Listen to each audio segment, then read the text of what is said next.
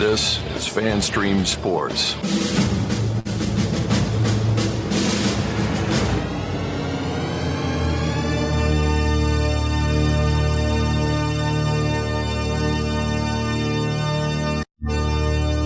Can I please have your attention? And I need all of you to stop what you're doing and listen. The following program is recommended for mature individuals and may contain material unsuitable for morons, cretins, and dishwipes. If you are a moron, please turn off your radio, because we don't need any more stupid, narrow-minded, pencil-neck geeks who wouldn't know the First Amendment if it came up and bit them on the butt. Thank you. Yes! Here we go! I guess I want to take this opportunity to tell you a little bit about my pants.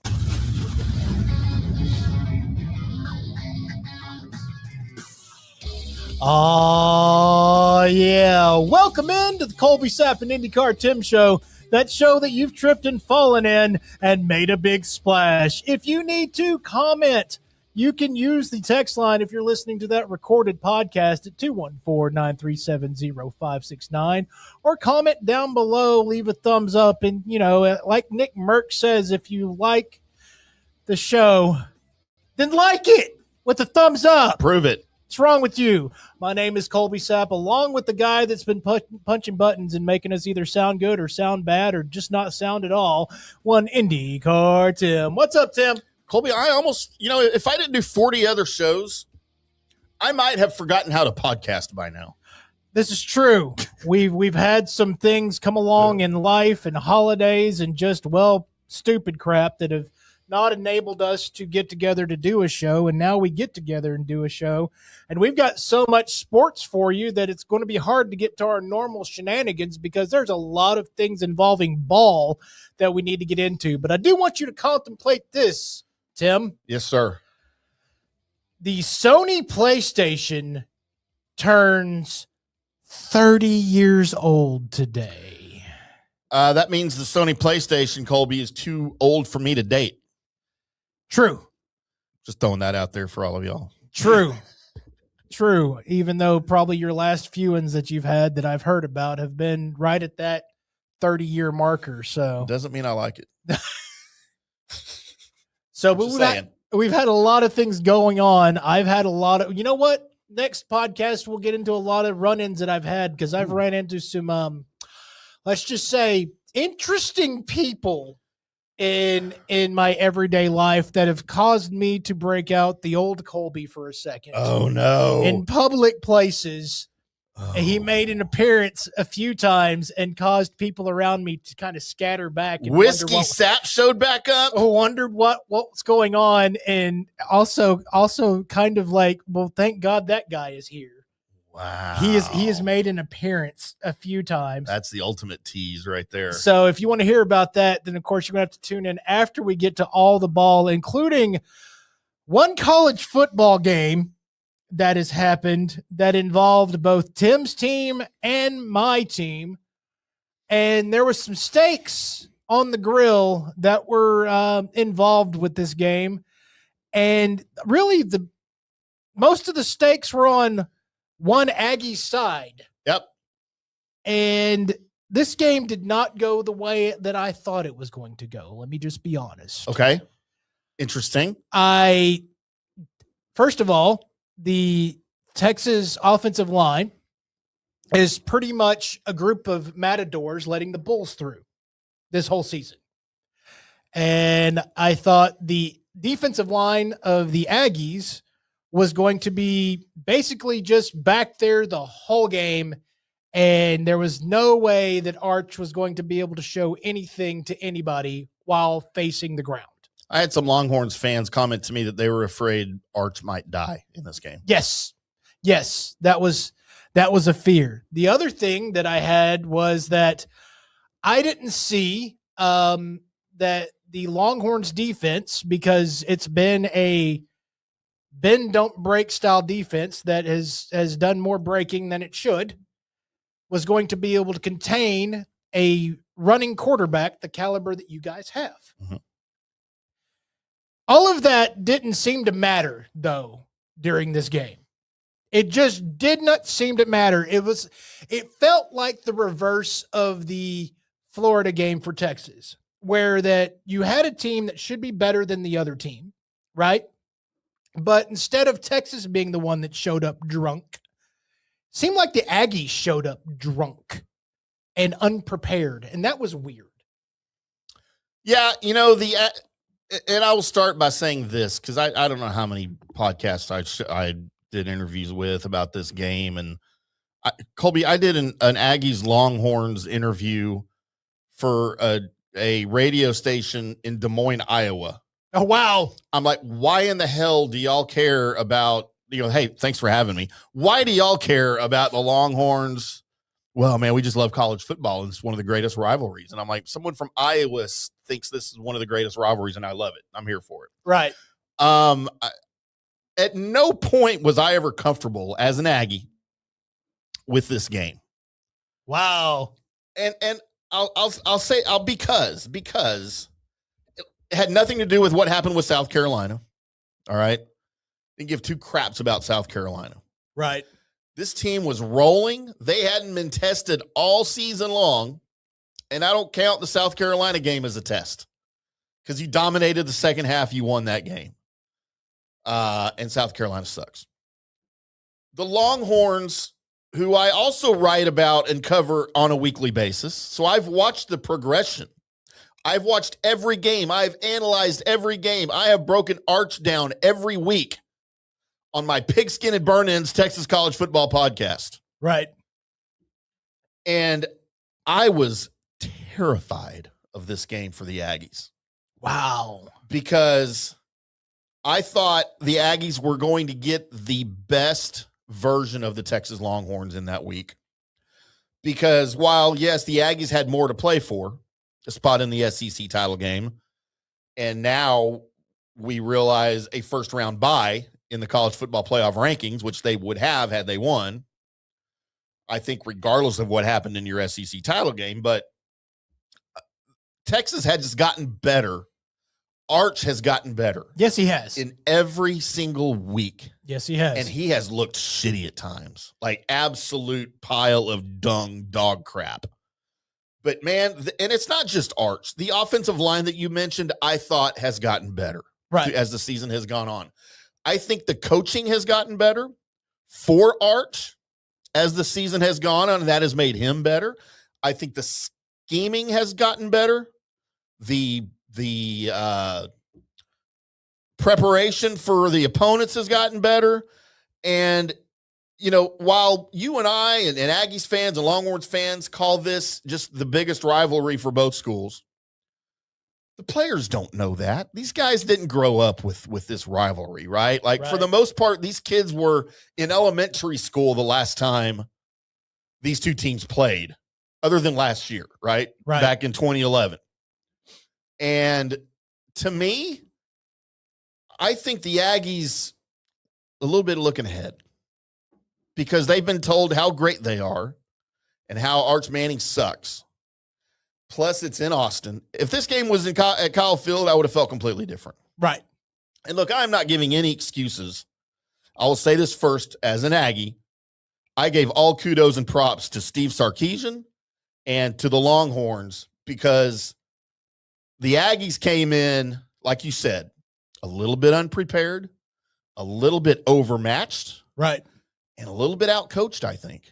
I think Mike Elko, for the first time this season, was outcoached, and especially in the second half, because this thing, had the Aggies been playing the way they've played some this season, and maybe the way some expected them to play, should have been up 21-3 at the half. And when you weren't, I thought, holy crap, at halftime, I said, they're going to lose this freaking game. And my emotions, because, man, rivalry games are so emotional, right? You don't think with your brain. And I never would have thought I would hear myself say this. But the next day, I said to myself, and I think I said it on my Aggies podcast, screw the effing college football playoff. If you don't beat Texas, it's a lost season. Wow. As an Aggie, that's how I view the Longhorns game every year. I don't care what you do all year long. If you don't beat the Longhorns, nothing else matters.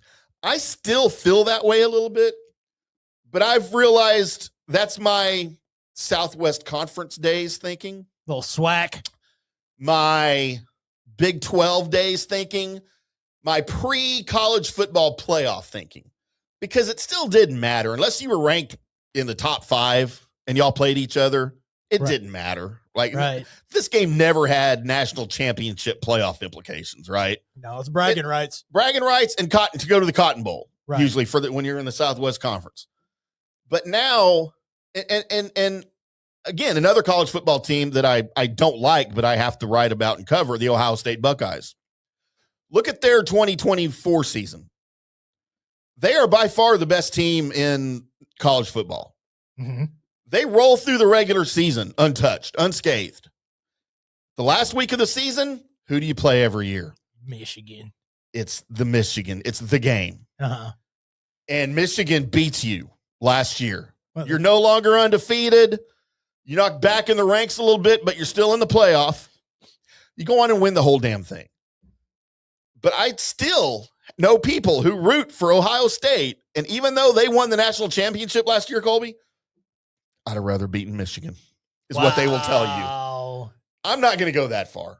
If the Aggies end up winning the whole damn thing, I don't give two craps about that Texas game until Thanksgiving next year when we got to listen to the Longhorns fans. But, man, I will not say that it didn't hurt. It hurt bad, even though, like I said, was not a surprise to me. During the game, I will have to say, once the style of play that was happening with the Longhorns, and there was a lot of Horns players that were like standing over when they make a tackle and really just geeking it up out there. Yep. And when that was happening, my brain goes, I hate this. I hate that you don't just cool, calm, and collected. Yeah. This is what I'm supposed to do. I know, like, if after you win the fight, standing over the guy, that's fine, right? You have officially won it. Yeah. But until that time, don't do that. And I know that a lot of that is a part of being a Sark football club. I know that's a lot of him that's coming out through his players. And there was a few times in the game that I was like, kind of just want that Aggie player to get up and start swinging. Right. I just so they will stop doing that. Please stop doing that. That was irritating. That's not, I don't like it when any of my football teams do that. And it's not the old man. It's always been me, because as soon as somebody starts doing that before the fight is over, I kind of want to get into the fight and just want that person to stop doing that. So emotional. So that kind of sets me off. And that's part of that. But the other thing that at the end of it, though, once the game was over, and then Sarkisian was pulled over by the reporter, and he gave his spiel, like his ready-made, he had this written out, it's been on his bathroom mirror forever, spiel about why Texas should be in the playoffs and how dare you not have them in there. The whole time he was saying that, my brain was saying, you should have beat Florida, because everything else, nothing else matters if you do that, would be fine. Like if everything else was great, you should have beaten the Florida Gators, and you didn't. And that's the reason. Well, and that's true of a couple of teams, because another team that may not make it in is Alabama. Right. Because they're probably going to lose to Georgia in the SEC championship game, and then they're definitely out. They may still have a hard time getting in, even with the win. But I'll tell, because I've had Alabama fans come at me with the same argument. Man, look at our resume. Look who we beat. And I'll say the same, like I tell Texas fans, all you had to do was beat Florida. Right. Alabama, all you had to do was beat Florida State in week 1. Right. And we wouldn't be having this conversation. So, yeah, your season was impressive, but that one loss to a really bad team, that counts. Now, with all that being said, in yesterday's or today's, whoever has the Texas is 13 last night. They're 1 out. If any of those teams move out, I don't know why the and maybe I don't know NCAA college playoffs math real good, but if you start moving teams out and you were 13, would that not move Texas up? That's not how it works. I know it's not how it works. So it's not the top 12 teams because you have guarantees of conference champions who are going to be outside of 12. So sucks. North Texas, Tulane, the Duke, who's 7-5. I love the Mean Green, but come on. Let them have their time, Colby. Let them have their time, but it's just going to look like as bad as we've let other teams do this. It's still going to look bad. Like SMU against Penn State last year in the playoff.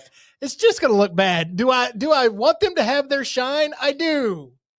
But I also want to know for true who the college football championship is. I would rather and see, I'm on the fence with this because and that's not just because I'm a Texas fan. No.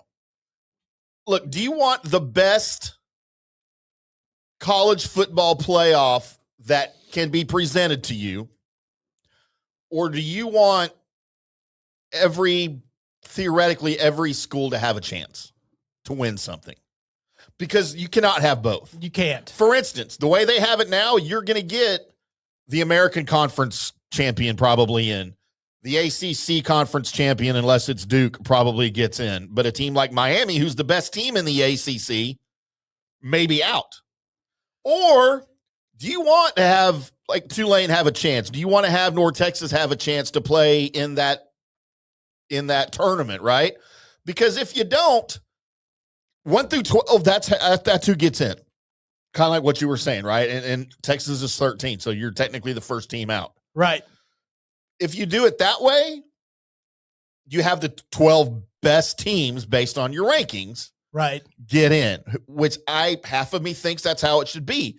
The other half of me really likes that this tournament includes the American Conference, includes the smaller schools. I don't care if they get out. Look, I know this is not the basketball tournament where you have upsets every year. Small schools beating big schools on the hard court. Okay, that happens in basketball way more than it can happen in football. Correct. I kind of still want to see those matchups on the field. Does it always make for good football? No, but if it's a team that I have an interest in or that fan base has an interest in, like North Texas, like SMU last year, their first year in the ACC, they go to the title game, they lose, but they still get in the playoff and then get slobber knocked by Penn State. By the way, if those two teams played this year, I think SMU wins. By the way, slobber knocked shouldn't be a name for getting knocked out. It should be named for that time that the wife decides to smile like a donut. I agree with that too. Uh-huh. So yeah, man, there's 1,000 different ways that you could do this and people think it's fair. But to me, the bottom line is we have a college football playoff and we begged for one for 150 years. Yes. And now we have it. This is the system. Is it fair? Probably not, but it's what we have. And when your school gets left out because they're on the fence because of a stupid loss that you have against Florida or a loss that you have against Florida State, I'm sorry. That's what we have. Next year, it'll be different. It'll be someone else that thinks it's unfair. Right. No, and that's for good talking points. Yeah. Right. But I am all for, and I've never been that kid in class that thought when the teacher was like, oh, unless you brought enough gum for the rest of the class, you can't chew gum. Right.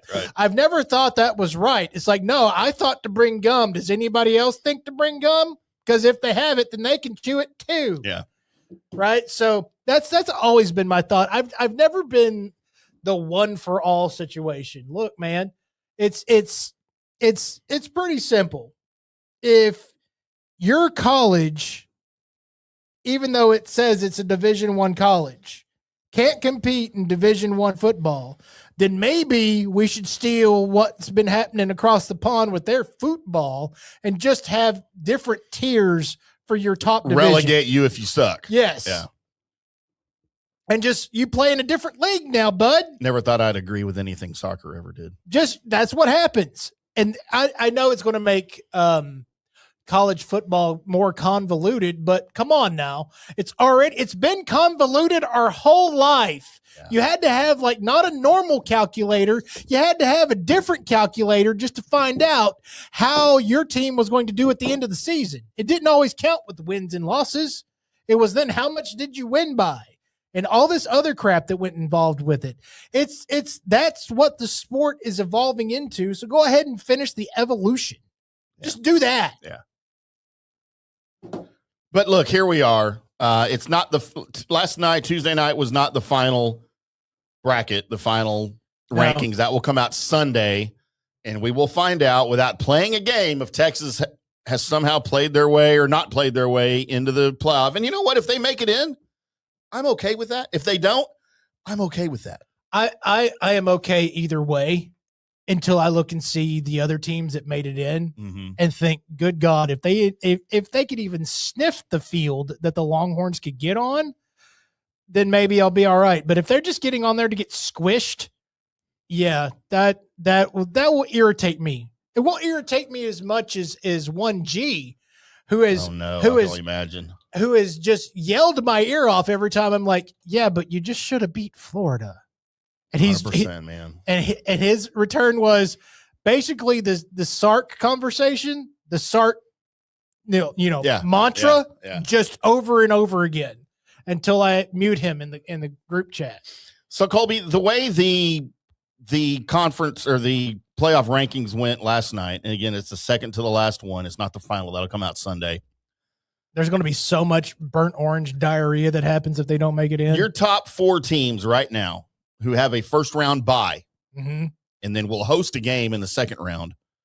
Number 1, Ohio State, right, will host the winner of Oklahoma hosting Alabama. And again, these aren't final. This is as if it was today. Yeah.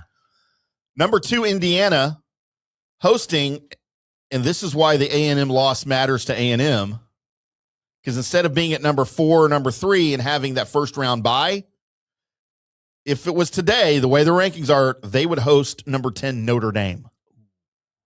And the winner of that game plays Indiana.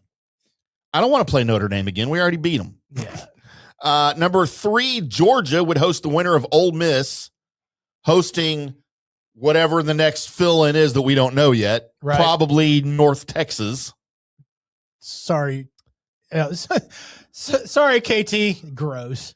And then number 4, Texas Tech has a bye and will host the winner of Oregon versus the conference champ number 5 that gets in, maybe James Madison University. That's not even, they don't have a football team, Tim. They don't actually have a football team. You know what? I would have to look up if James Madison has a football team. They do. They're really good. They got 1 loss this year, Colby. Who did they lose to? I don't know. You want me to look it up? I really want you to look up who James Madison lost to. I need to know. You know what their mascot is even? It better be James Madison. That's all I got to say. The James Madisons? Yes. Or the James Madison Dolly Madisons? Yes. They're the James Madison Dukes, Colby. They're in the Sun Belt Conference.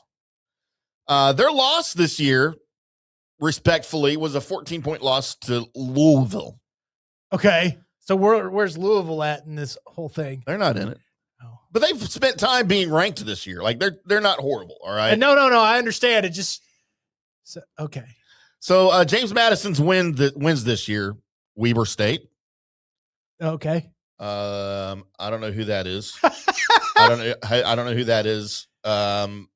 Louisiana. Uh-huh. I don't know who that is. Texas State, Marshall, Appalachian State. They played Scott Bakula? Washington State University. With Kathy Ireland kicking for them? And I don't know who that is.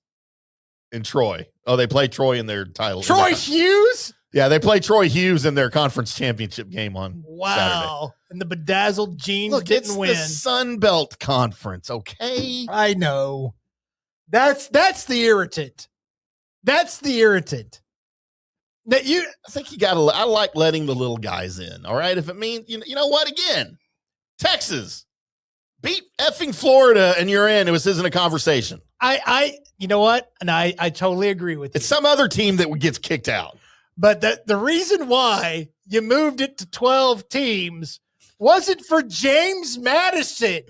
Might have been. No. North Texas. It wasn't. It was to try and get. For the Dukes? Yes. It wasn't from Christian Leitner. Wasn't Bobby for any of them. Hurley's? It wasn't for any of them. It was for when you had a team that was peaking at the end of the season. And they were a good team to get them in. I think it was to get everybody in. No, it wasn't for. So now we got to go to 16 teams, right? Is that what we're saying? No, just don't let in Pat Magoo's team. So go top 12, regardless of affiliation of conference or whatever. Right. I'm all for it. Do that. Don't care what. There's no look, I'll also say get rid of conference championships at that point. You don't need them. No. What's the point? Because if Georgia beats Alabama in the SEC title game, Georgia's in, Alabama's probably out. All right. If Alabama beats Georgia, they both get in. Zero question. They both get in. So North Texas or Texas Tech and BYU playing the Big 12 title game on Saturday. By the way, I'll be there at Arlington Stadium. Arlington Stadium? AT&T Stadium in Arlington. Right. Wow, that'd be weird if they played at Arlington Stadium. That would be weird. They'd have to go build it again. If BYU beats Texas Tech, they both get in. I know. If Texas Tech beats BYU, which is what's going to happen because I've already done it once this year, BYU's out, Tech is in. Right. So technically, Alabama beats Georgia, Texas Tech, BYU beats Texas Tech. You've got two teams that would not have gotten in otherwise. They probably shouldn't be in, which means there's two teams that have to be left out because of the system they have in place now. Right. So make sure one of those is James Madison. And North Texas. So, and in fact, if both of those teams lose, like we all think that's what's going to happen, Georgia's going to win, Texas Tech is going to win, then cool. But that was my thinking was, okay, if that happens, then go ahead and allow one of the teams outside come in, whether it's Alabama, whether it's Texas, right. Whoever, get a big team in there with a big fan base, but also just a good football. Just for good football. Nobody, unless it's your team playing that team, nobody wants to see a squash match. Yeah, unless you're a fan of that team or, right. What for whatever reason you have affiliation. Yeah. Yeah. Then you're like, oh, thank God we drew this. So, but then you're going to get, even it's the top 12 teams. Screw affiliations, conferences, whatever. The top 12 teams get in. Now you're still going to have the arguments that, like we already have with number 2 Indiana. They don't play to anybody. They beat Oregon. Great. Woohoo. It's Good a conference job. rival, kind of. It's a new conference rival, but it's but look at the rest of their schedule. They played Cream Puffs by no fault of their own. That's just who they play against in the Big Ten because the Big Ten sucks right now. Right. But now you're going to have that argument. Like, well, we got to have more emphasis on strength of schedule. Well, then that gets fixed. Now something else is broken. It's just a never-ending cycle. At some point, we have to just call it what it is. We do. And the other thing that, by the way, that I think of this as a Longhorns fan is that, hey, next time, don't schedule all these super hard games. Yeah, see, that's the other argument. Why would we schedule Ohio State in week 1 if it's going to penalize us for losing? You weren't penalized for losing to Ohio State. You were penalized for losing to Florida. No, I understand that. But again, if all it was you lost to Florida, I know, and you didn't go play Ohio State. I hate that argument too. You can hate it, but it's just following along the facts you just got through saying. So I hate everything right now. Whoa, no, let's not do that. Yeah, like was that a holiday version of some kind of picks? Or what was that? That was my pigskin and burn ends starting. Okay. Sounded like because the video automatically played on my computer. Huh. Sound like some Jingle Bells. It's just my theme song. Here, you want to hear my theme song? Yes. Wasn't Jingle Bells. It's a little bit of bells. Jingle, jingle, jingle bells, jingle. Jingle, jingle, jingle bells. Yeah, we had lots of fun on that show. I'm gonna have to have you on sometime to talk long. You know what? I'll have you on next week. All right. When the horns get left out. That'd be irritating. And we can talk about it. We'll talk about it, eh? I mean, that'll be irritating. Look, we've got a lot more sports and things. Do you have a, what day is it? Do you not even care? Let's go more sports. Let's go more sports right now. Let's do more sports. Do we want to tag along up to the NFL? Because we've missed a lot of things in the NFL. Let's do it. So the Dallas Cowboys have showed up the past 2 weeks. Found it. Oh my God. This is insane. The metamorphosis of the Dallas Cowboys defense through adding players and people coming off of being injured and making their way onto the field. But I can't think of a mid-season metamorphosis that was this huge ever by a team. Not mid-season. Like start of the season, or maybe it comes together at the end, but mid-season where everything just starts to, oh, hey, here's when we decide to click. Yeah, and I will attribute some of this resurgence to the trade deadline moves. Right.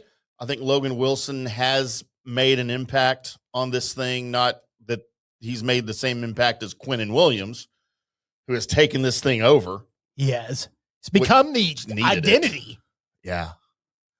And you just wonder what the identity would have been with Micah still here and how those differ and if one's better than the other. Oh, I can tell you one's better than the other. The one that you have now is better than the other. I agree. And the main reason, and it's not anything, it's not a shade towards Micah. His game is really, really, really, really good. The problem with the Dallas Cowboys defense, and this has been their problem for a while, is that they have never, ever, since what? The Super Bowl runs when they had somebody that was nice in the middle of that line. Since then, there's not been a person that you've put there and went, okay, we can handle this run. Yeah. I mean, you've had people in the middle that were pretty good, but like Leroy Glover was mostly a pass rusher in the middle. Yeah. He wasn't there to clog things up and make things happen. And he's what you wanted Mozzie to be is what Quinnen is that guy that can, he's double teamed. It doesn't matter. He's taken both of them to the backfield, right, and he's going to grab a running back, which allows your linebackers at the beginning of the season, by the way, without Overshone and without Wilson out there, your gap control was shite. You were just either overshooting or didn't know where the gap was to control it. You almost look like caffeinated squirrels out there. Yeah. Didn't know where things were going. And now it's the linebackers are filling the gaps and creating a cohesive defensive front, along with you having a little upside to your secondary now with some of the guys they're working in the back of that. And that's where this defense is at. And we not saying they're world beaters defense right now. They're what we need them to be, though. We just need you to not have them score every play. Right. That's what we need. We don't need to hand the ball back to Dak and say, all right, you need to score 14 points every time you touch the ball. That's the only way we're catching up. Every possession, we need 2 touchdowns. Yes, that's not going to happen. Sorry, that can't Dak. happen. And no matter how good you are. So the Cowboys, first of all, we haven't talked since the Eagles game. Yep. We haven't talked about the Thanksgiving game, and we don't have to go over that very much. But the realization that you played both teams that were in the Super Bowl and you beat them both, one in dramatic fashion, by the way. In a 4-day span. In a 4-day span. And coming up with tomorrow against the Lions, and won't go too far into that just yet. We'd like to get into a little prognostication on that game fully. But if you would have looked at this at the beginning of the season, this streak of games that they were currently going to, unless you were me, everybody else had that as an L, an L, an L, an L, just down the page. And that's not what's happening. And that's when before we knew the defense was going to be horrible. Yes. And I don't know how to feel right now, because usually about this time with your Dallas Cowboys is not when things get good. Yeah. This is when you start having to remember that first game against the Bengals or that first game against whoever where you scored 50 and held them to 13 points. You're trying to remember good games that happened at the beginning of the season to carry you through hopefully that team shows back up for the playoffs to start. It never happens now. No. Now is where the lull happens. Like the beginning being trash is kind of weird because the Cowboys usually start off pretty damn hot. And then the middle is mediocre. And then the end is awful. And then the playoffs, you go home. So this being awful at the beginning and then being good in the middle has thrown off my whole thoughts about the Dallas Cowboys. I don't know what to think. Well, look, and here's what I will attribute the turnaround of the defense to. I think there's more factors than just the deadline moves, right? To bring in Quentin Williams and to bring in Logan Wilson. I think it's more than that. Because I think very early on, and by the way, I'm still not convinced Matt Eberflus needs to keep his job past this year. But I think early in the year, Matt Eberflus was one of the most stubborn defensive coordinators in the league. Yes. Where he said, here's my scheme. I don't care who we have on the field. This is my scheme. This is the defense we run. Right. And as we've talked about many times early in the year, the players were confused at times. They didn't know their assignments at times. They didn't understand what was happening on the field, and it showed massively. I think the scheming has changed. Yes. I think Eberflus has changed this thing around to better suit his available talent. Yeah, number one, the players that you have and their abilities. But number two, trade deadline moves. You brought in some really big talent. I also think you're getting some guys healthy. Now, Diggs is still supposed to be out Thursday. Kalen Carson will be back. So you'll have a little more depth in the secondary. Secretly kind of really like his game. I do too. I probably like him better than Trayvon Diggs right now. I'd rather have him. Right. I'm not fully convinced Trayvon Diggs ever needs to step foot in a Cowboys uniform on a football field again, to be honest. Version of him we get when he gets out there. We'll see. We'll see if he's healthy from his home accident that we still know nothing about.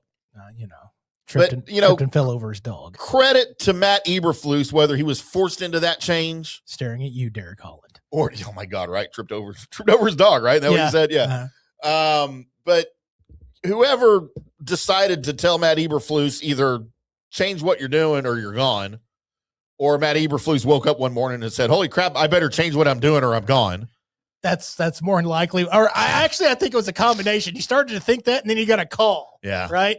If you don't make this thing do better, I'm going to fire you. I think Jerry made that call, or more likely, after practice one day, Brian goes up to Matt and says, Jerry wants to see you in his office.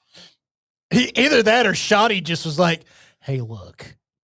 I wouldn't put it past Shoddy to me. No, I wouldn't. Dude, by the way, I love him more and more every week. I don't ever want him to leave. I don't either. No. And I desperately want him to win everything. Yes. Like, he's the kind of coach I want to win the Super Bowl with the Cowboys. He's so Jimmy-like, man. It's so insane. Because going into this year, by the way, they're barely over 500, right? Yeah. And we are both here going, this doesn't happen very often. We love our head coach. Yeah. The Dallas Cowboys head coach is somebody that me and Tim agree on and both like. It's insane. Somebody stop the presses. Actually, somebody stop the world. It's probably time to get off. Yeah, something bad's about to happen. So, yes, we've had so much stuff happen with the Dallas Cowboys and how they're playing. And there's another individual that I think it's okay for you and I to go ahead and on this show, you've done this before, but on this show, let's go ahead and apologize to. Okay. Mr. Pickens, Colby Sapp, and probably one IndyCarTim. I think you're jumping the gun on this. Would like to apologize for us thinking that you were going to be nothing but a detriment and everything to this team. Okay. Dude has been the best wide receiver in the league. I don't know about that. He's been the best wide receiver on the Cowboys, and it's not close. No, you're right. As of right now, it's probably, if I were to try and name like a top 10 wide receiver group, like who is number one, it's between Puka and Pickens for me. Okay, I think Amon-Ra St. Brown's probably in the conversation somewhere. He's never in my conversation. Jackson Smith and Jigba's probably in the conversation somewhere. I'd have trouble with his name. We can have it in your brain without saying it. I just have, there's too many consonants. You know he's from here, right? Yeah. Played at Rockwall? Yeah, no, it's just, I get it. He's badass. You can't say Jackson. Only one name is hard to say in Jigba. There's only 3 syllables. Right. Jackson, common name. Smith, common name. And you just have to say them in the right order. You do. Like that offensive lineman, that center that came out a couple of years ago, Jackson Powers Johnson. I'm like, is it Jackson Powers Johnson? Is it Johnson Jackson Powers? Like, I don't know. Still don't know where his name is. I'm afraid that name maybe is the same amount of I can't say that as I wasn't supposed to say Massachusetts. Can't say Massachusetts, Colby. Yeah, I can't. It just won't come out right. No, but okay, look. For those that don't know, Colby and I were very critical of the Cowboys for that trade. Yes, we were. Colby, because he has watched George Pickens play. Yep. Me, because I also covered the Steelers, still do, a little less than I did then. Like when he was drafted, I've watched his entire career at Pittsburgh. And I've seen players complain about his dedication to the game and to the team. I have seen players call him out singularly for losses. I've seen a quarterback call him out specifically for losing a game because he ran the wrong route. Right. And caused an interception.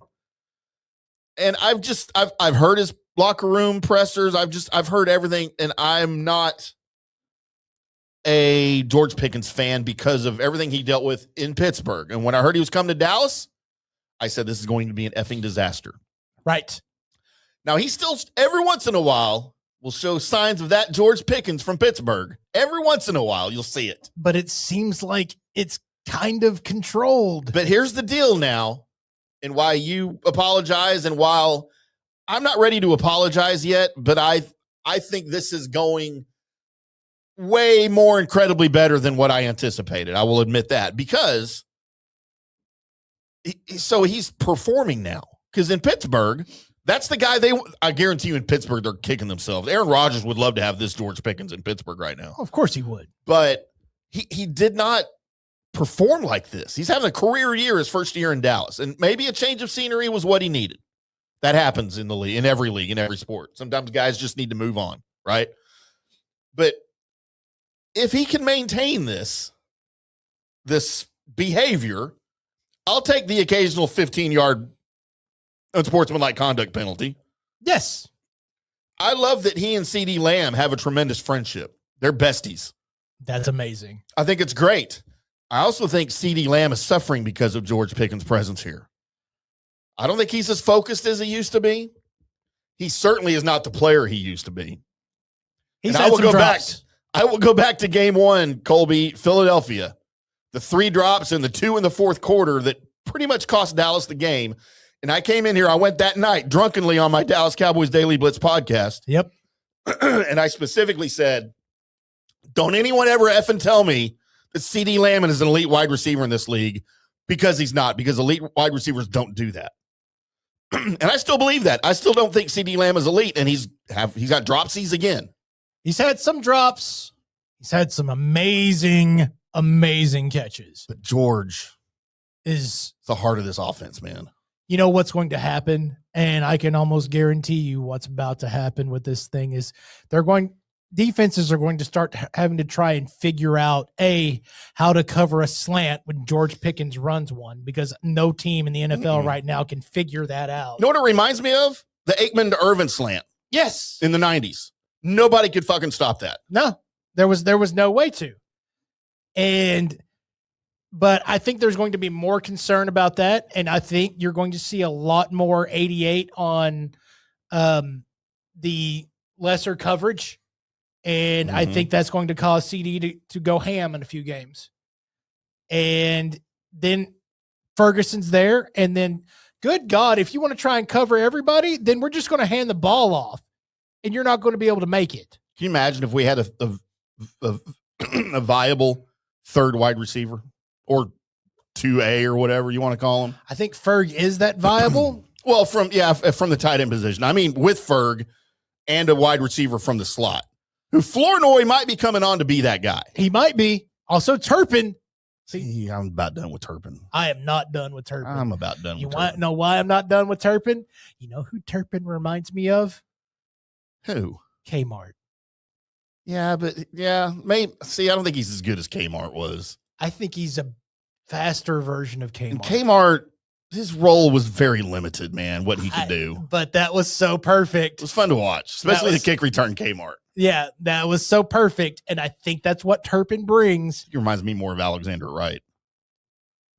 Remember ace? Him? No, wait. Not the quarterback, Alexander Wright. No, the wide receiver kick returner, yeah. Okay. That wasn't the quarterback's name. It wasn't? Anthony Wright. Anthony Wright. It was Anthony Wright, yeah. Right? Right? Man, my cowboy brain doesn't go back that far, man. So I think it was Anthony Wright. But I love the way that, and oh dear God, is Dak Prescott not balling? Can we just say Dak Prescott's balling? So I have a question, Colby, on that subject. Because I agree. Dak Prescott should be an MVP candidate.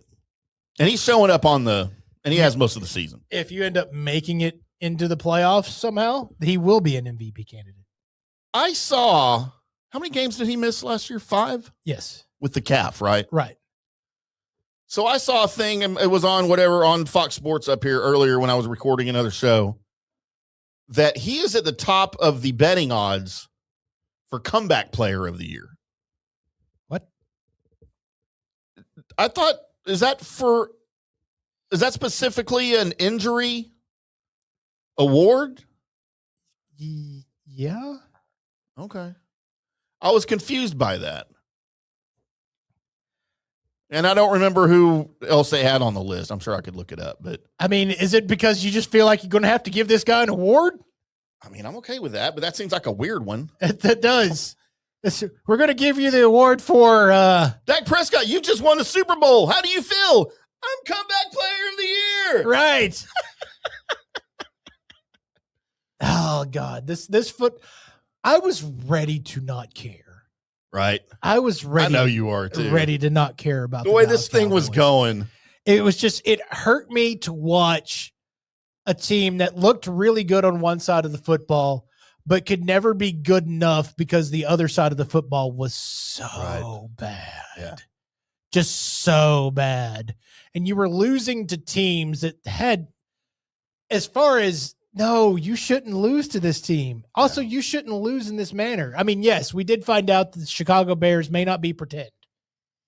Yeah, I zero faith in the Chicago Bears right now. But at least they're not the Bears that we thought they were. Number when they one seed in the NFC. Yeah, that's kind of not where we thought they were going to be, by the way. Caleb Williams actually looking pretty good. All right, if you say so. Well, he is. I mean, I know. Wait, I know he's one of the guys you're like, no, he'll never be a good quarterback because I'm Tim, and that's what I see. And I don't know why it just made you sound like. I still don't. Yeah, well, why are you making me sound like who Foghorn Leghorn? Elmer Fudd. I say. That's my Tim impression, everybody. It's because I'm usually right with quarterbacks, and I still have him on that list. You're not usually right with quarterbacks. I am. By the way, those other quarterbacks on that list for me, Tim Tebow. Okay. Anthony Richardson.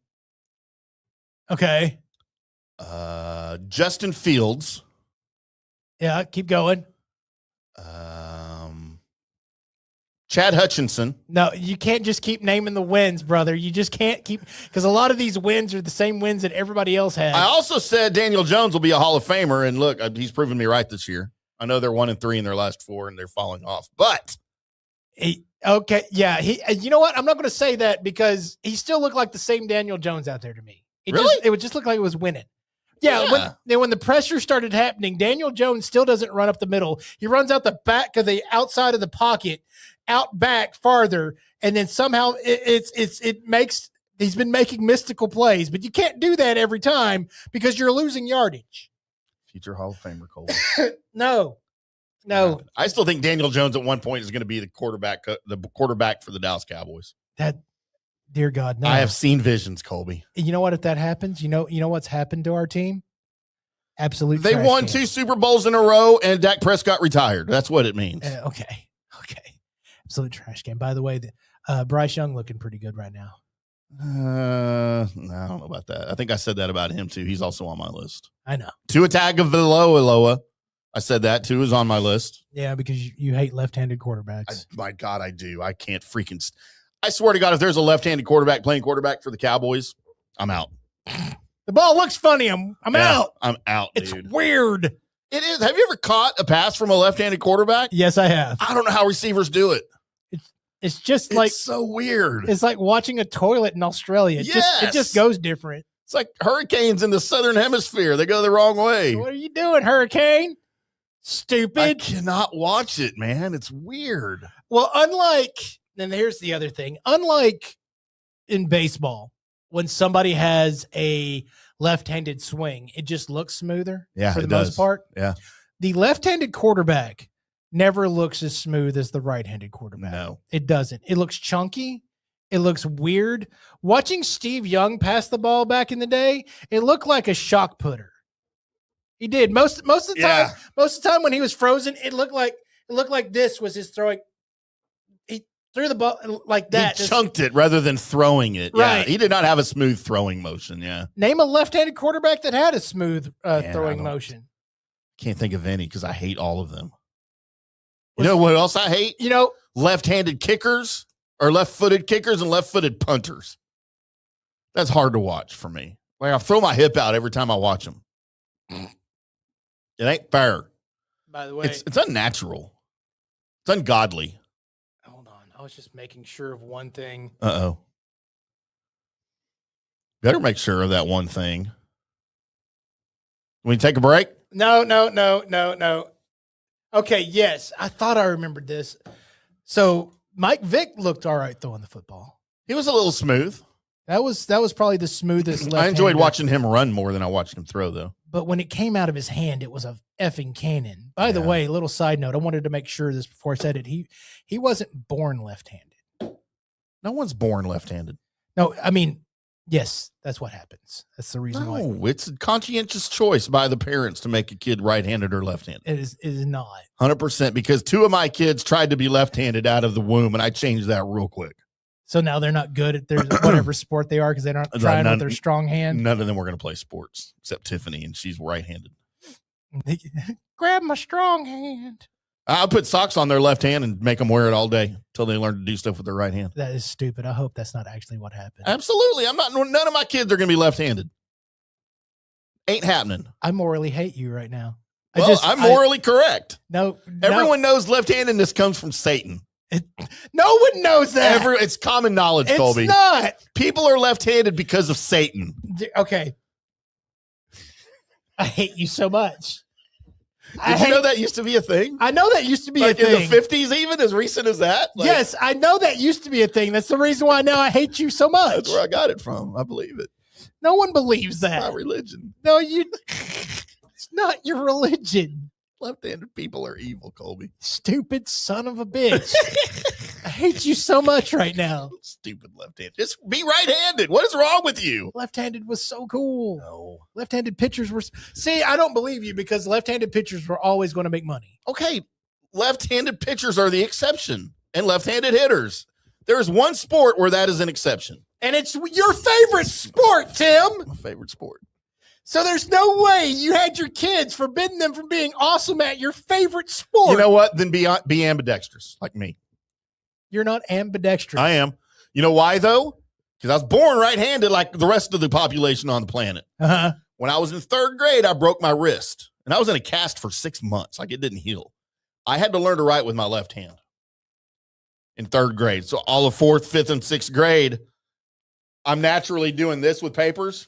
And then I'm like, conscientiously, I had to go back to my right hand. And I forced myself to go back to me. I can still write with both hands. Oh, I can throw with both hands. I can kick with both feet.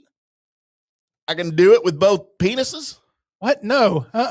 Is that not a thing? No. And first of all, prove it. Throw that pin at a wall or something with your left hand. Where do you want me to hit? I just want to see you throw it. No, actually wind up and throw it. Like, what do you mean wind up and throw it? I'm sitting in a chair. Like you throwing a baseball. Oh, I'm not saying I can be a pitcher. But I can throw a football with both hands. I just I don't know about winding up. Yes, winding up. Like, I don't know what you mean. Like actually, like, I'm okay, all right, embarrassed now. all right. So when I throw with my right hand, Just hit the it looks fluid, right? When I throw with my left hand, Throw like a girl? it looks like it's an alien part of my body. It's not going to do. It doesn't look like that for me. That's what I wanted to see, Mr. Ambidextrous. We don't have a baseball here. I just handed you a pin. I can hand it back left-handed. Oh God. Does that count? No, it doesn't count. I can use a remote control left-handed. Yes, and so can I. You brush your teeth right-handed or left-handed? I brush right-handed. I brush left-handed. So when you brush, does the toothbrush stay there and you just move your mouth? It's Yeah. Okay. That's what I thought. such a stupid conversation. Oh man, I gotta love sports talk Haven't here. done a show in a while. And on the Colby Sapp IndyCarTim show. Let's take a break. All right, so coming up next, we're probably going to do some more stuff. Probably stupid stuff too. Yep, back in a little bit. Well, see you later. Oh, you're going to break now? I mean, all right, coming up next, I forgot I had a podcast. we've got probably the good, bad, and the ugly, and then we'll do some more sports talk, and I might look up a mystery shotgun story or two, and that's all coming up on the Colby Sapp and IndyCarTim. Hi, golfers. IndyCarTim here. I want to talk to you a little bit about Golf Central Magazine. It's not just a golf magazine. It's the magazine for everything. Turf, travel, philanthropy, and lifestyle. Head over to golfcentralmag.com and check out the latest issue. Some of the regular features in Golf Central Magazine: the Golf Bachelorette of the Month, the Golf Bachelor of the Month, the Golf Cart Girl of the Month, Golf History, Grip It and Sip It. So head over to golfcentralmag.com. It's free. It's the magazine for everything: turf, travel, philanthropy, and lifestyle. Golf Central Magazine at golfcentralmag.com. We'll see you there. Hey folks, let me tell you about Bay Area Modern Medical Center, a very different kind of approach to primary care. Personalized preventative medicine, not a one-pill-fits-all mentality. Christopher Lugo and his experienced medical staff are proactive in looking at issues before they become a problem, encouraging a healthy lifestyle with proper diet, supplements, and exercise to optimize your active lifestyle. Rather than the impersonal, rushed approach, you will be the only patient and will have our full attention. That's new. Getting old is inevitable, but feeling and looking old is avoidable. Bay Area Modern Medical Centers are experts in anti-aging regenerative medicine that optimizes your body's performance in many areas. So call for an appointment to get started on a journey back to full health and a happy life with a new, modern way of healthcare. Call 844-977-3477 or go to BAMMC.com. That's 844-977-3477 or BAMMC.com. Today's show is brought to you by Tomstown, a premier craft distillery based in Kansas City, Missouri. Discover their award-winning lineup, including double oaked bourbon, botanical gin, and double grain vodka, named the best craft vodka by the readers of USA Today. Available for online delivery in 40 states. Visit toms-town.com or their Kansas City distillery to explore more. Elevate your game with Tomstown, where history meets innovation. Please enjoy responsibly. Hello, folks. Let's talk a little bit about turf life. What is turf life? It's pretty much if your life involves turf in any way, shape, or form, you live the turf life. Go ahead and brand yourself with the turf life. Maybe a back window decal, maybe a hat. You know where you can get those kinds of things to showcase that your life revolves around sports and or anything that involves sports. If it's a sports business or sports education or just your enjoyment of the outdoors, head over to turflifeclub.com. unhinged.com. Become a turf head. Join the club today. You can do that by going to that said website that I just told you to go to. You can snag your window decal like I was talking about, or any of your other turf life accessories. Show everybody that you live the turf life, and we'll see you there, over there at that turflifeclub.com. Although it may seem tempting to go without healthcare insurance, the financial risk far outweighs the gain you may experience. For example, did you know if you simply broke your leg, it could cost you nearly $7,500? Put on top of that a hospital stay, you could be looking at $10,000 to $15,000. Ensuring that you don't go uncovered is so important, as according to CNBC, high medical bills are the highest contributing factor to why Americans end up taking money out of their retirement savings, or worse, find themselves filing bankruptcy. So go to don'tgouncovered.com or call 800-669-1505. Now, depending on your income, you can get plans for zero premium.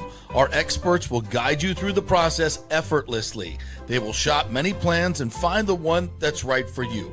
I called and I have full health coverage through Florida Blue for zero monthly premium. It's a free call. So why go uncovered? It's a huge risk.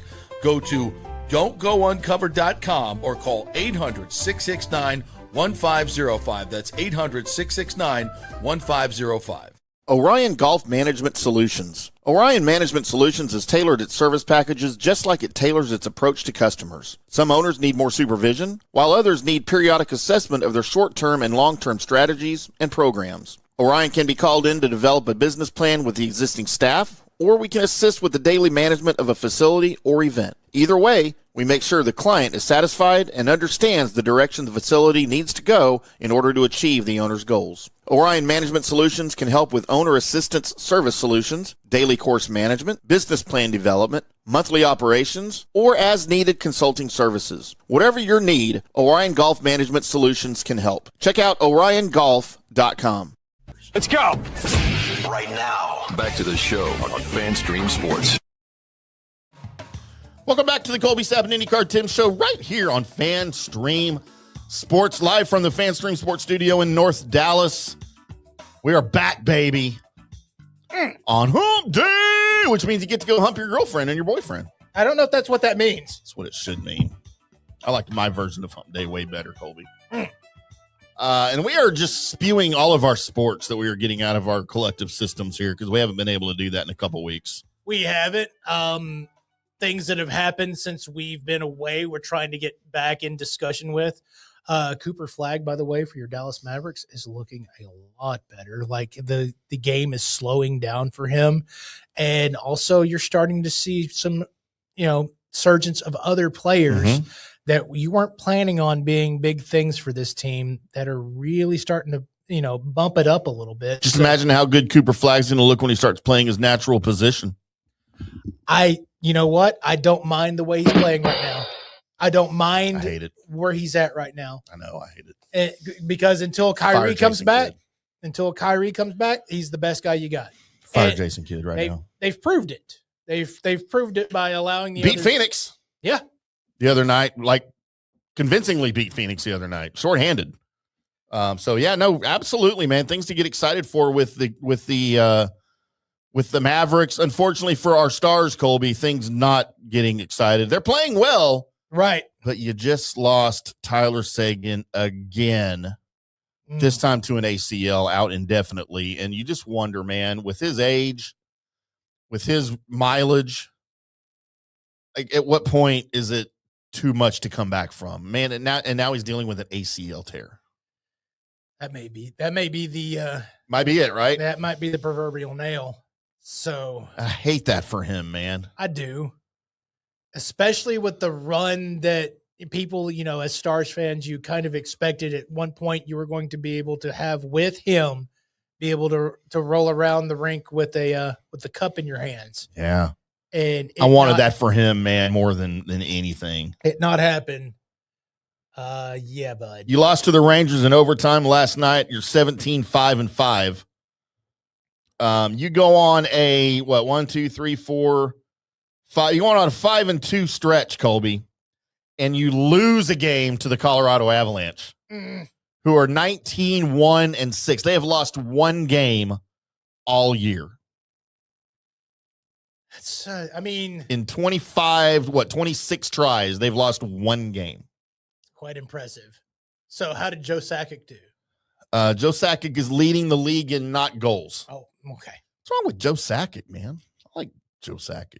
I don't like anybody that played for the Avalanche during those years. I just don't. See, and this is why it's tough for me, man, because you know where my hockey homerism is, right?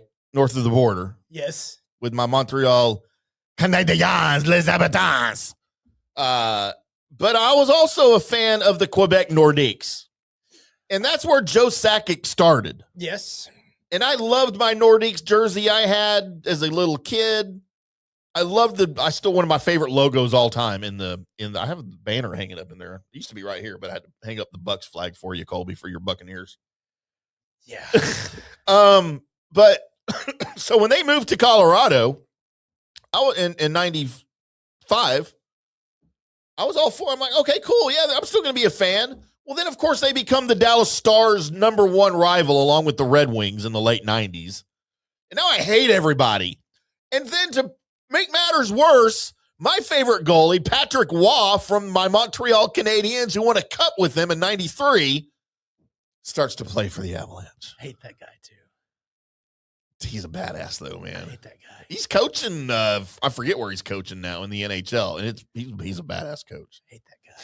I know, and I should too. Like I hate all the Red Wings from back then, but I still get some nostalgia watching some of those old games, man. From the late 90s NHL. Yeah, but then you realize you're having to watch it in low definition and everything's so grainy. Can we remaster all of that and like rebroadcast it all? You know what? For my VHS, maybe at some point we could. I don't know if we'll ever be able to bring it up to like 1080p or whatever, or 4K. That'd be awesome, man. There's no way we could do that. And you know what used to trip me out, because we would look at old NHL hockey games like on the PlayStation, yeah, and such, and we would say, "Man, this looks exactly like what we're seeing on the TV," because it was bad graphics. We were watching bad graphics for real life hockey. Yeah, it's everybody looks grainy. I don't know where the puck is. At one point, they tried to light the puck up with a laser. Yeah, the Fox tracks. Which I thought was awesome. I think they should do that now. I thought that was really cool. It also looked like the stormtroopers were having a time out there for the most part. That was kind of weird. I think you're thinking of a movie. No, I'm not thinking of a movie. Not thinking of it just looked like what's the name of that movie? Spaceballs. Oh, by the way, there's another one coming out. I know. I don't know how I feel about that.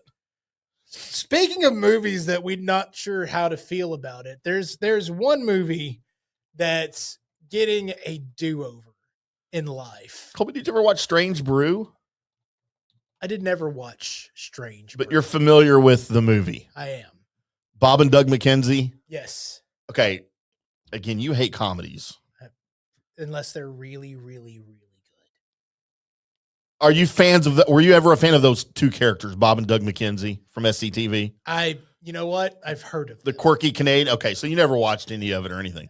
So Colby, in that movie, they have a scene. So it's built around a beer brewer, of course, a brewery, right? Right. And the guy running the brewery is evil, and he has henchmen. Of course he does. And there's a hockey match with the henchmen as they're attacking Bob and Doug McKenzie's characters, okay? I'm going to find a picture of that because it's what you described just now with stormtroopers playing hockey is immediately what my brain went to with Strange Brew. Wow. So I'll look for that, and then you continue on your story. So there is a movie, and I did want to talk about this just real quick. There is a movie confirmed that is happening that it gets a do-over since the last time that they tried to do this movie. The last time they tried to do this movie, the star of the movie was Jean-Claude Van Damme. Oh, okay. And they went all in with this because it was a movie that was based off a video game. And they went all in with the movie and then went all in with the actual video game where they made the video game that they were making in the movie They made it again, but with the photo cap of the actors that were actually in the movie. Now they were in the game. And I'm talking about Street Fighter. At one point, you could play Street Fighter, the movie, the game, in your arcade, and your Guile character was Jean-Claude Van Damme. This happened. And now, they're doing it again, everybody. Would you like to hear some of the notable casts for the new Street Fighter, the movie? I would, but can I ask a question first? Sure. Why do we need another Street Fighter movie? Why did we need the first Street Fighter movie? We kind of do. All right. We kind of do. You want to hear a guilty admission? What's that? I have never played Street Fighter. At all? Nope. Not on a video game, not in an arcade. It just doesn't appeal to me. My kids have it. They've had it on every incarnation of video game system that they've had since birth. You've never played Street Fighter? It never appealed to me. It still doesn't. Like, I don't get it. Just go beat each other up with a bunch of unrealistic moves that could never be real. It's a video game. Okay. It can never be real. There's a lot of things in video games that can never be real, Tim. It never did anything for me. So, Street Fighter, one of the games that caused the whole fighter game genre to exist. Basically, the granddaddy of them all. Yes, somebody might want to point at like Kung Fu or something as being the original fighting game, but the Street Fighter was it. Without Street Fighter, you don't have Mortal Kombat, you don't have Killer Instinct, you don't have Tekken, you don't have now all these other games that have basically copied this way of doing things. Street Fighter's the big bad granddaddy of them all. And they're going to have a movie. And starting off the casting, Jason Momoa is going to be in the movie. Of course he is.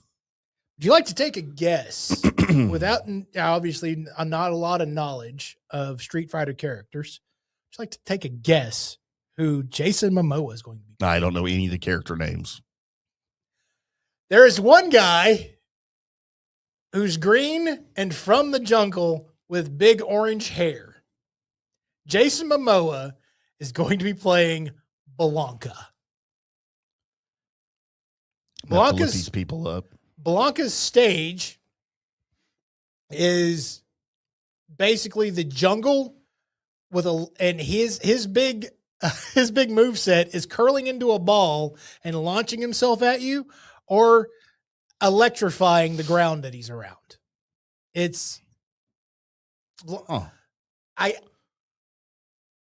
This could be really cool, as he's basically Blanca is. What if Tarzan was more like a beast? Okay. More beast-like and green. Blanca is more animal than man for the most part. Okay. I can relate. So there's that. 50 Cent or 50 Cent. Curtis Jackson, Colby. Is going to be Balrog. Balrog is Street Fighter's version of Mike Tyson.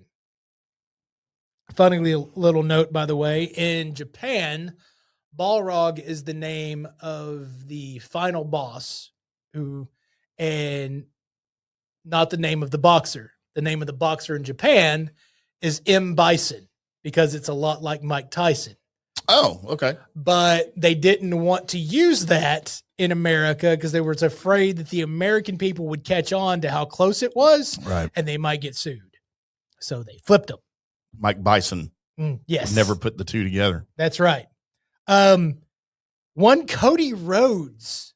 Instead of Jean-Claude Van Damme, your American soldier with the funny hair is going to be played by Cody Rhodes. Is that the platinum blonde-headed dude? Yes. There's some other guys in here that you may or may not know, but some you need to look up. Kalina Li Yang. Go ahead and look her up. She's going to be Chun-Li. And Go ahead, Street Fighter heads out How there. do you spell her name? Callina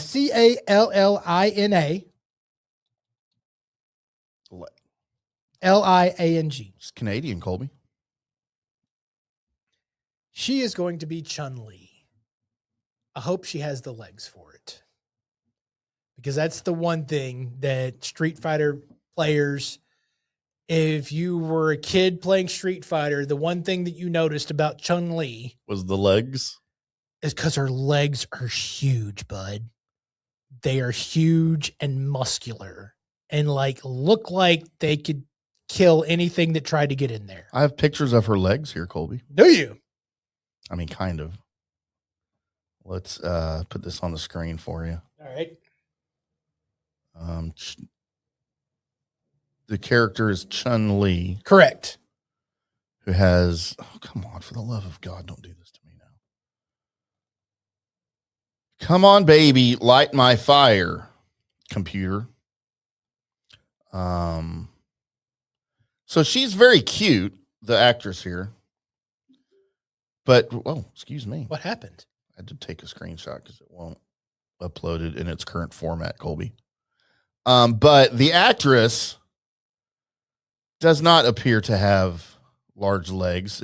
She appears to have proportionate features Oh. to the rest of her body. We'll need to work on that. Do you have your screen on over there? Let me escape out of. Yep, there she is.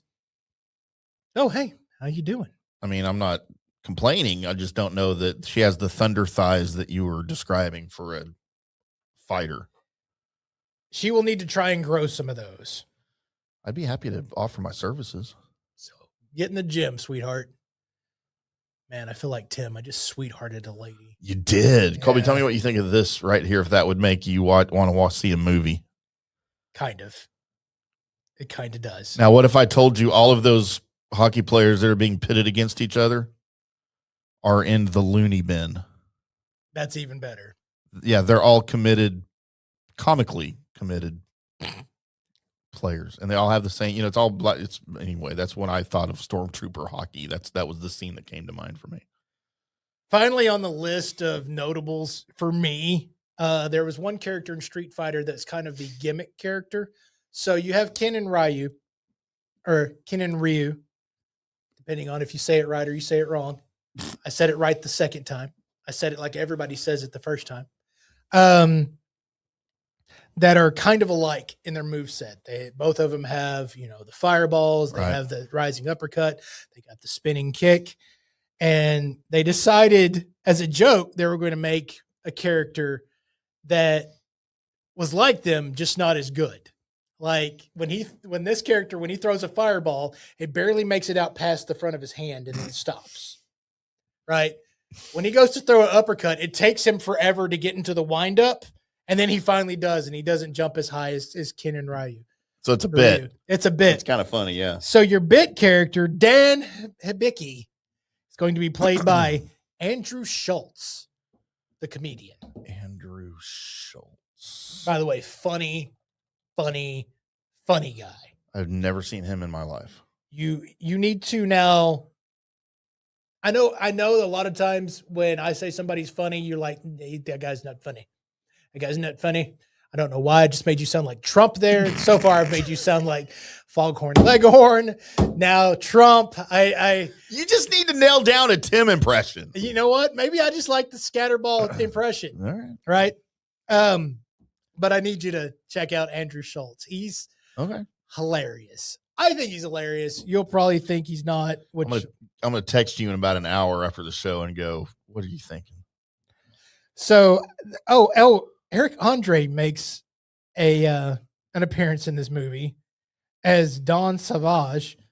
I've never seen this character in a Street Fighter game, so I don't know what he's doing.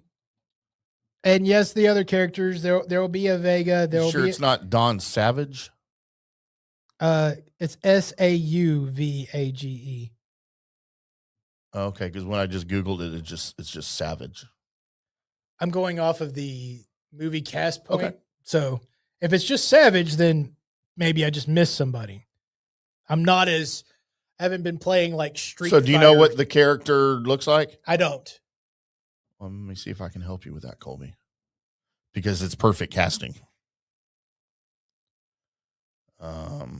Yes, go ahead and pull that. Yeah, I am interested in this because I think the last time I picked up an actual Street Fighter game and really got into it was like this is Fighter labeled Alpha. Street Fighter 5, I guess, and that is the Don Savage whatever character. All right, you know what? I didn't play a lot of 5. Okay, sure didn't. But I mean, I can see Eric Andre. I can, I definitely can.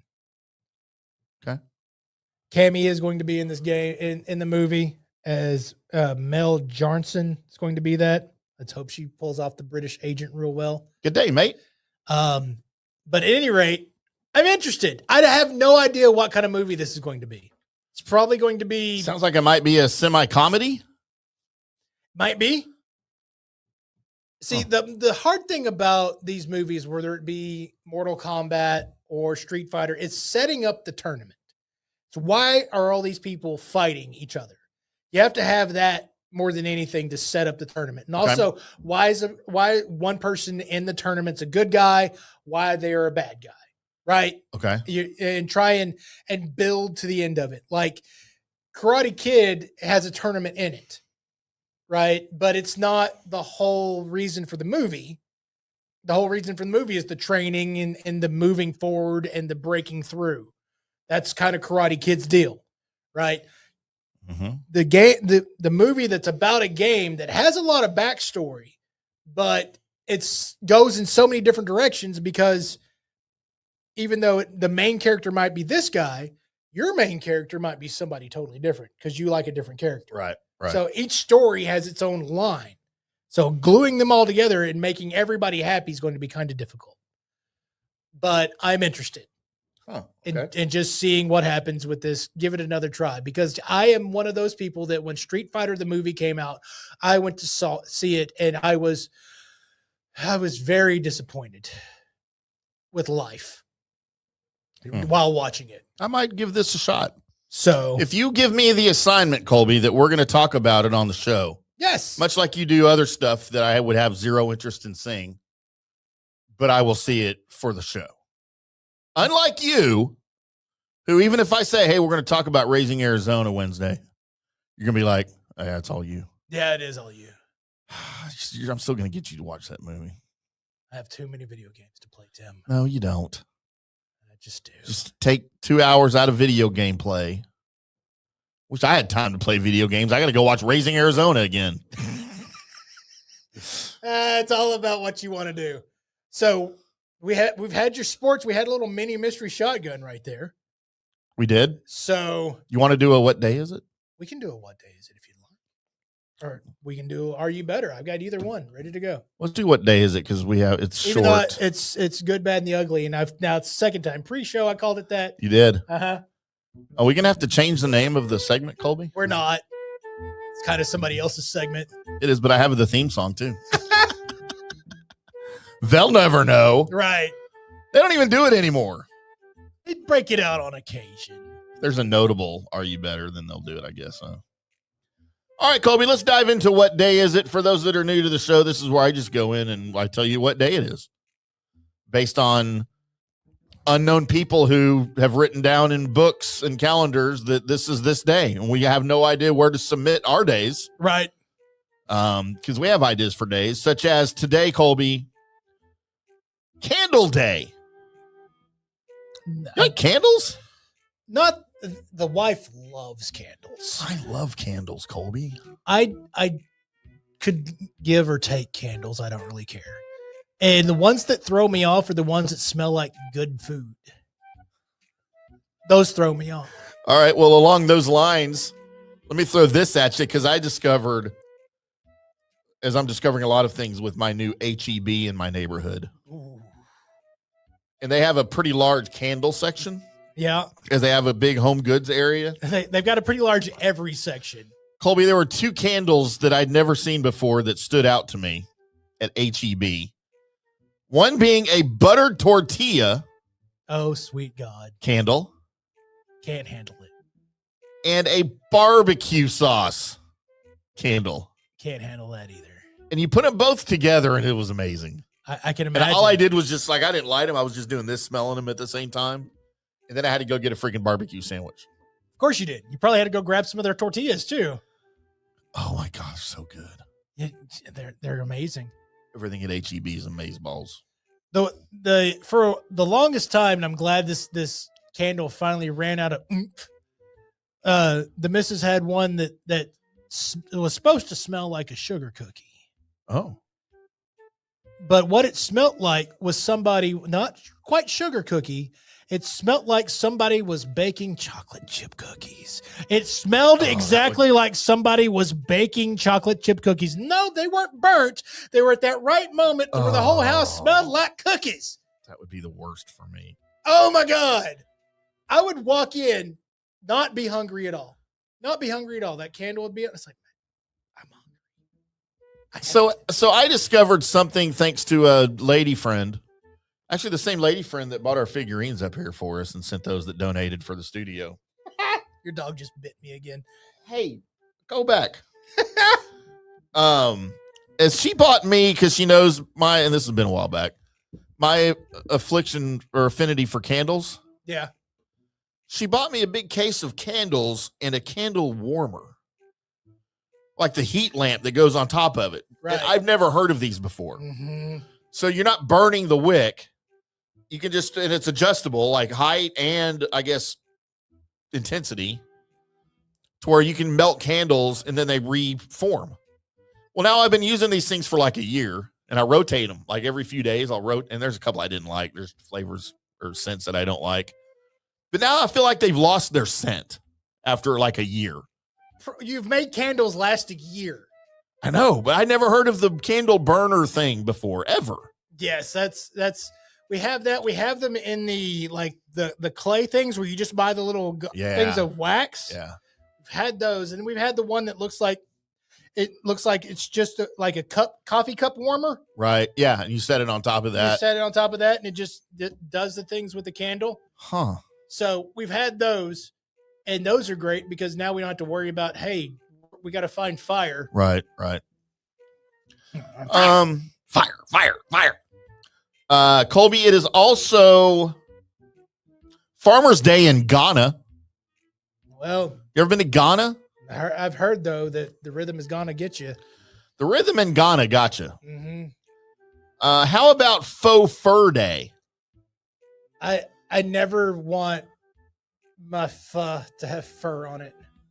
It's bad. Don't want it. I'm okay with it, actually, to be honest with you. Colby, I don't know why we have one day set aside for this. I feel like we should do this more. And I bet these people do too. What do you mean, you people? International Day of Persons with Disabilities.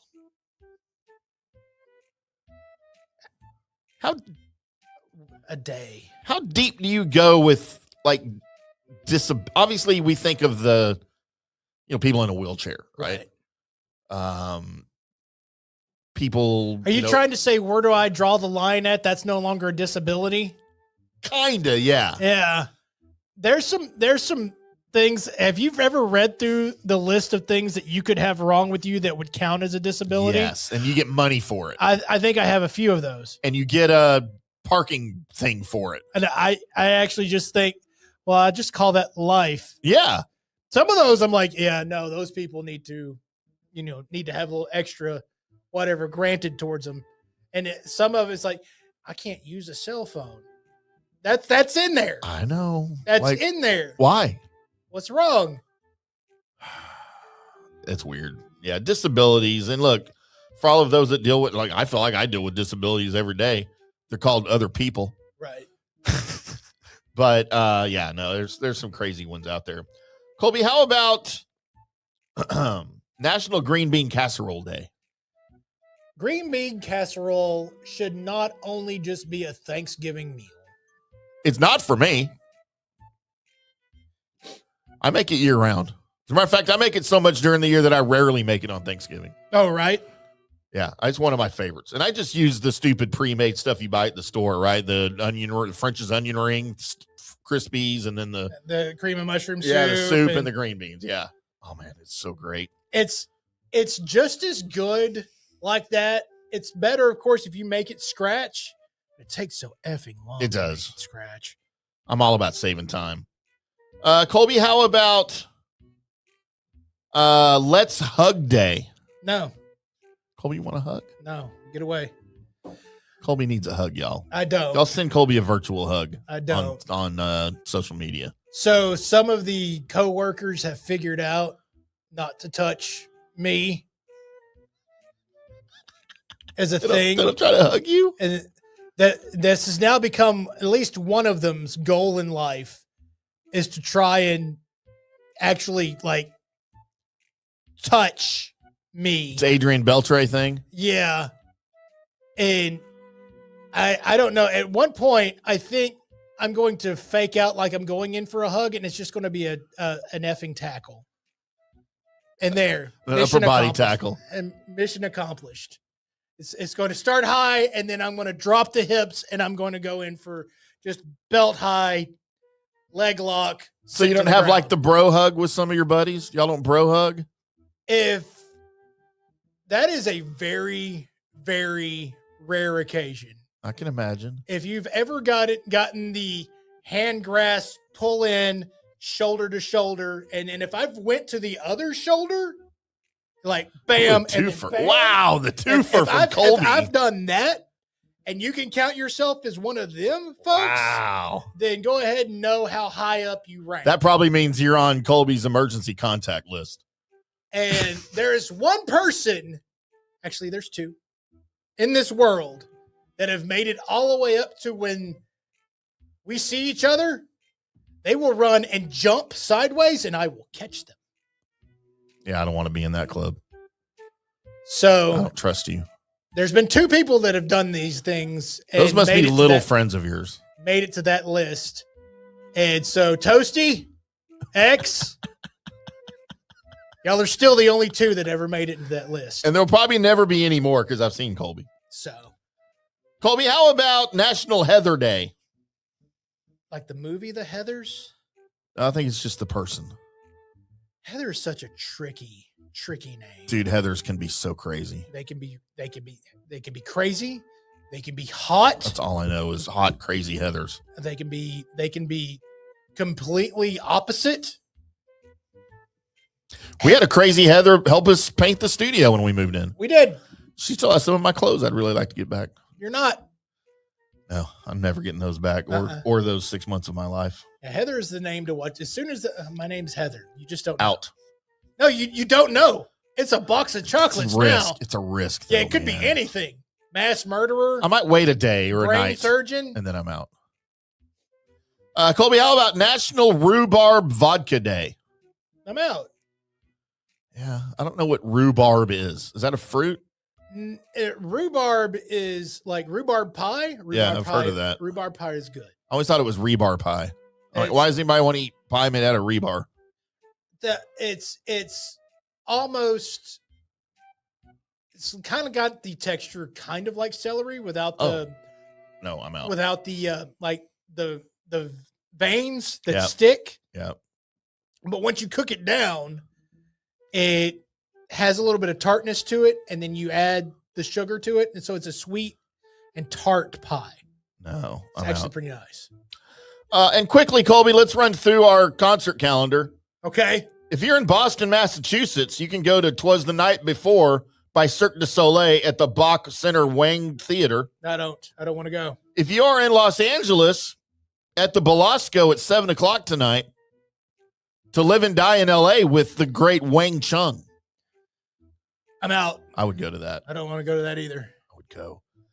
Colby, if you're in Chicago, it is sold out. It is Foxing with Pool Kids. Yep, I'm out. At 8:00 at Thalia Hall. Norfolk, Virginia, it's And Juliet at 7:30 at the Chrysler Hall. Okay, I don't know what happened to Romeo, but Hometown Holiday in Kent, Washington at the Cisco Showwear Center. I mean, is Cisco playing?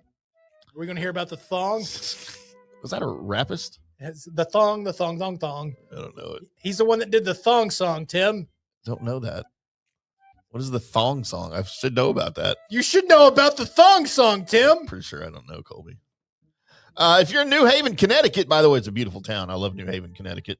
I'm out. At the Schubart Theater, A Beautiful Noise. It's the Neil Diamond musical. I'm in, by the way. I'm out. And I'm into the Neil Diamond movie coming out. I mean, I am with Wolverine playing Neil Diamond. I'm so far out that I'm going to be in the next country. Colby, do you want to go to Washington, D.C. with me tonight to watch A Charlie Brown Christmas at the Lincoln Theater? No. No? You like Charlie Brown? I don't want to go watch the Charlie Brown. No, I don't want to do anything at the Lincoln Theater. Somebody's getting shot. That's Ford Theater. Well, then. Lincoln got shot in the Ford Theater. Okay. The history confusing you again. I just want to say this. Why did we name a theater after the man? Which man? Is it named after Lincoln? This theater? Probably. It's in Washington, D.C. So named after a place that he got shot in, you're going to name another place like that? That doesn't make sense. No, he got shot at Ford's Theater. Right. Well, we obviously just can't blame Ford for it, so how about we just blame all theaters? Gerald Ford Theater. Let's just quit building theaters. And then finally, Colby, let's go to Houston tonight at 7 o'clock at the 713 Music Hall. It's the 93Q Star Party. I don't know if I'm in. Like my FM voice on that? 93Q Star Party. Welcome in. I just gave you your around the country concert calendar, Colby. 93Q Star, where we play all the rock around the clock. As our show continues to evolve and devolve at the same time. We're so good at doing things like this. We are. I'm ready to wrap things up if you are. So be wary.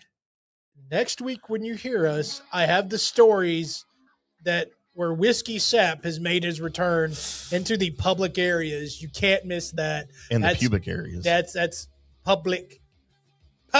So excited now. That's coming up the next time you see these two faces.